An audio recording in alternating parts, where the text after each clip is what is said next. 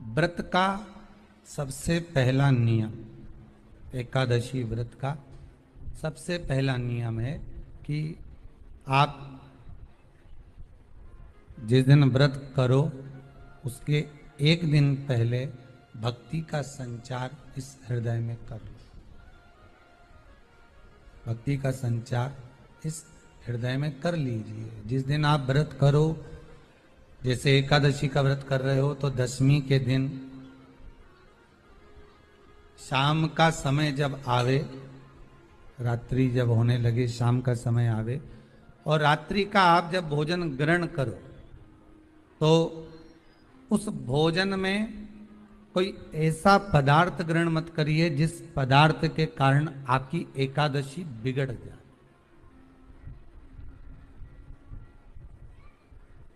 एकादशी का दूसरा नियम बहुत ध्यान से सुनिएगा। जिस दिन आपकी एकादशी का व्रत हो उस दिन प्रयास करिएगा कि अपने हाथ से किसी भी वृक्ष की कोई पत्ती टूटे ना।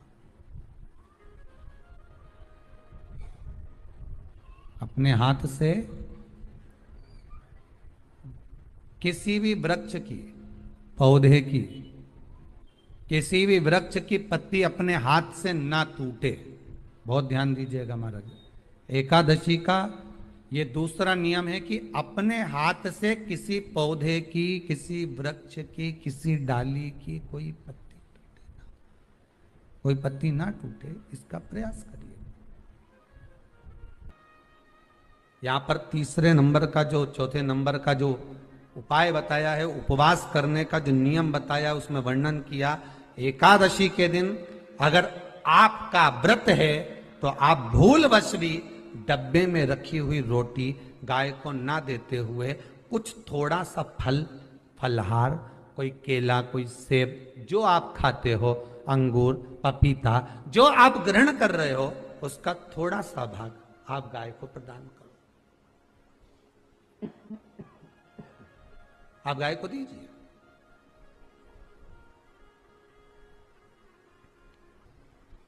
रोटी ही दी है, डब्बे में से निकाल के ले गई, गाय आई है, रोटी देना, देव मना नहीं। बाकी के दिन आप आपके बेटे से कह दो रोटी दिया बेटा जा, पर आप अपने हाथों से, आपका व्रत है तो आप फलाहार आप कर रहे हो तो फलाहार का ही दान गौ माता को दीजिए। पांचवा वर्णन किया चतुर्थ भाव में, बन सके जितना एकादशी के दिन भगवान का ओम नमो भगवते वासुदेवाय का जाप करें या अपने गुरु मंत्र का स्मरण करें, या जो मंत्र आपके हृदय में समाहित हो, श्री शिवाय नमस्तुभ्यम, ओम नमः शिवाय, राम कृष्ण शिव, जो मन पड़े उसका भजन करें, पर दिल से करें। जितनी देर करते बने उतना देर करें। माला पकड़ने की भी जरूरत नहीं कि माला पकड़ के बैठता हूं तो घट की जिब्या से जप लो नहीं जी, वही उतना में ही पूरा हो जाए, वही बहुत। महाराज पांचवा नियम कहा, जिस दिन आपका व्रत रहे किसी निंदक से बात ना करें। निंदक जानते हो?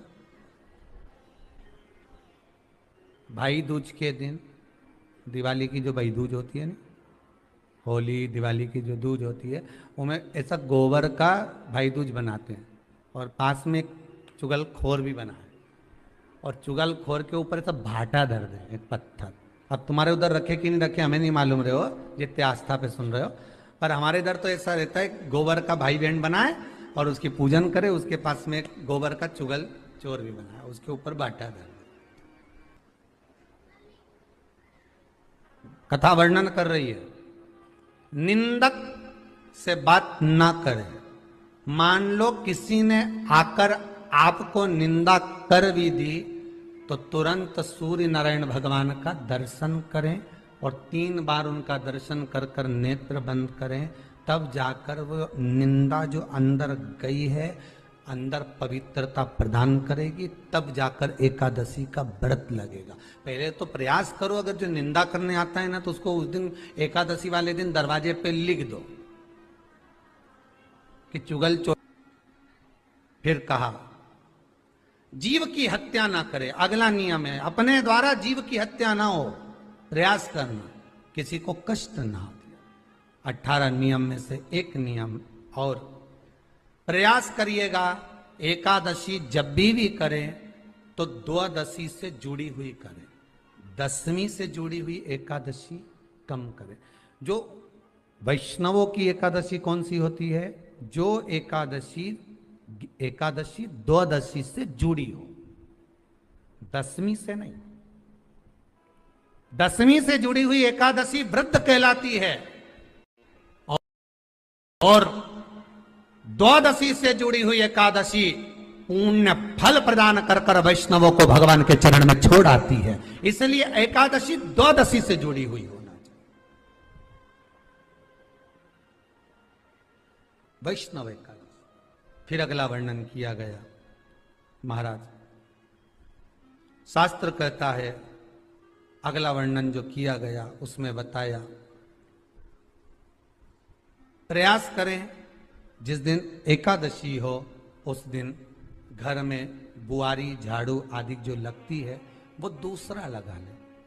क्यों? उसका वर्णन है, अगर आप बुआरी लगाएंगे, झाड़ू लगाएंगे, पोछा लगाएंगे तो हो सकता है कोई जीव आपके हाथ के द्वारा मर जाए। अब एक बार ये कथा हमने काशी में कह दी थी। क्या करोगे? सारे व्रतों में केवल एक व्रत ऐसा होता है एकादशी का जिसका उद्यापन पहली एकादशी पर भी कर सकते हो। सारे उद्यापन में केवल एक उद्यापन ऐसा होता है, सारे व्रतों में एक व्रत का उद्यापन ऐसा होता है, वो है एकादशी का। ये जरूरी नहीं कि 26 पूरी होगी तभी तुम करोगे, या तो पहली में ही कर लो या फिर 26 पूरी हो तब कर। पर उद्यापन, अब तुमको ऐसा लगे कि हाँ मैं अभी तो जीऊंगी हो, अभी तुम्हारा बाल भी धोला नहीं हुआ, तुमको ऐसा लगे तो अभी तो मैं तो बढ़िया, तो पहली पर करने से क्या फल मिलेगा? तो एकादशी की नियमावली कहती है, अगर मान लो आपने पहली एकादशी पर भी उद्यापन कर लिया, इसके बाद में जितनी एकादशी करोगे वो सारी तुम्हारे खाते में जुड़ती जाएगी। मतलब बैंक में खाता खोल लो, ठीक है? खाता खोल लिया, अब जितना कमाता जाओगा उसमें डालते जाओ, जितनी कमाई करके लाओगे उसमें जमा करते जाओ। एकादशी एक बार उद्यापन पहले में भी हो गया तो बाकी का पुण्य तुम्हारे खाते में आ जाएगा, उसका पुण्य। एकादशी का उद्यापन बड़े महीने में माघ शुक्ल एकादशी के दिन, माघ का महीना हो, शुक्ल पक्ष की, जम के बोलिए, एकादशी हो, प्रयास करना कि आप उद्यापन करें, भले 5, 10, 11, 12 जितनी एकादशी हो जाए, 26 हो जाए तो ज्यादा अच्छी है, नहीं तो आप करें तो माघ महीने की शुक्ल पक्ष की एकादशी के दिन आप उद्यापन करें। प्रयास रखें, प्रयास। बड़े महीने के अंतर्गत जो उद्यापन, हाँ चतुर्मास के अंतर्गत उद्यापन नहीं होता एकादशी का, बहुत ध्यान दीजिए हमारा। ये जो सावन भादो कुंवर कार्तिक जो 4 महीना होते हैं भगवान के शयन करने के, इसके अंतर्गत एकादशी का उद्यापन नहीं होता और इसके अंतर्गत उद्यापन करना भी नहीं चाहिए एकादशी हमारा। एकादशी का उद्यापन माघ महीने की शुक्ल पक्ष की एकादशी के दिन आप बहुत प्रेम से आनंद के साथ करिए महाराज। परंतु एकादशी के उद्यापन में सबसे ज्यादा अगर कुछ जरूरी होता है तो 24 तरह का नैवेद्य जरूरी होता है। कितने तरह का? 24 तरह का नैवेद्य। अब आप कहोगे गुरुजी उद्यापन हम कर रहे हैं एकादशी का, तो उसमें तो फलहार का हमें नैवेद्य बनाना चाहिए। तो फिर ये पुराण के अंतर्गत स्कंद पुराण में ये चीज लिखी है कि एकादशी का जब उद्यापन करते हैं तो 24 तरह का नैवेद्य बनाकर सिद्ध करते हैं। 24 तरह का नैवेद्य जान रख लेना, का हलवा बना लो, खीर बना लो, पूड़ी बना लो, सब्जी बना लो, पकौड़ा बना लो, भजिया बना लो, ऐसे 24 तरह का नैवेद्य अलग अलग चाहिए। पर लोग क्या करते हैं, खोपरा पाक बनवा लेते हैं 1-2 किलो और 24 जगह रख देते हैं। स्वीकृत नहीं है। 24 तरह का नैवेद्य रखा जाता। महाराज एकादशी के दिन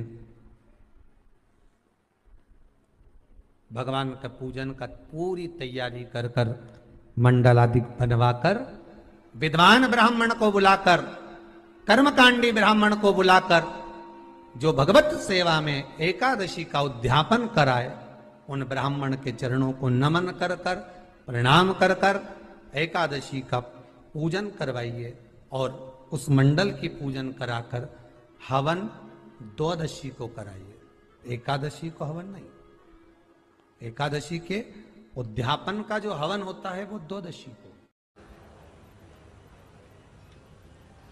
एकांत में रखा हुआ शिवलिंग, एकांत में रखे हुए शिव जी की पूजन 3 चीजें देती है। पहला, हमारी उम्र बढ़ाती है। दूसरा, बड़ी बीमारी शरीर में एकांत का शिवलिंग कभी नहीं आने देता। और तीसरा, हमारे जीवन में कभी वैभव की, सत्ता की और लक्ष्मी की कमी नहीं आने देता। ये एकांतेश्वर।